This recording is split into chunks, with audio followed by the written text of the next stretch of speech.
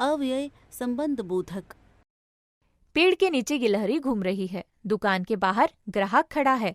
बक्से के अंदर कीमती सामान है। इन वाक्यों में के नीचे, के बाहर तथा के अंदर शब्द वाक्यों के अन्य शब्दों के साथ संबंध का बोध करा रहे हैं। ये संबंध बोधक शब्द हैं।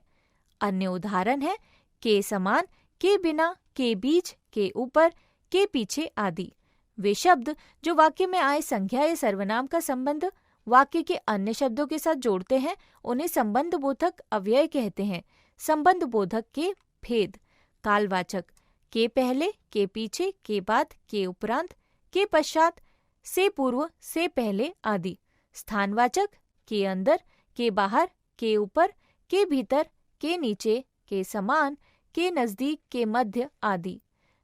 विरोधवाचक: के विरुद्ध, के विपरीत, के उल्टा, के प्रतिकूल, के खिलाफ आदि।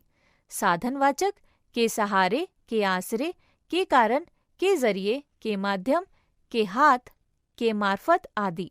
दिशावाचक: के चारों ओर, की ओर, की तरफ, के समीप, के आसपास, के सामने, के पास आदि। समतावाचक: की तरह, के समान, के तुल्य, के अनुसार, के बराबर, की भांति, के अनुरूप आदि।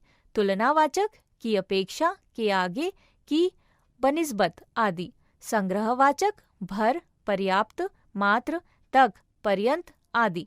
संगवाचक: के साथ, के समेत, के संग, के सहित आदि।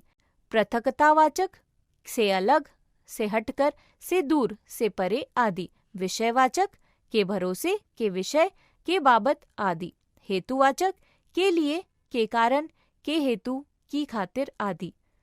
उत्पत्ति या व्युत्पत्ति के आधार पर संबंध बोधक के भी दो भेद होते हैं: मूल संबंध बोधक, यौगिक संबंध बोधक।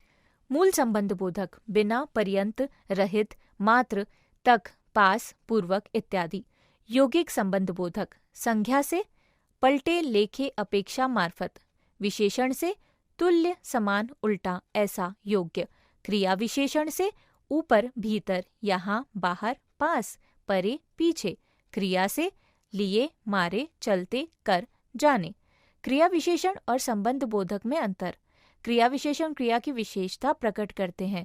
उनका प्रयोग क्रिया से पूर्व किया जाता है।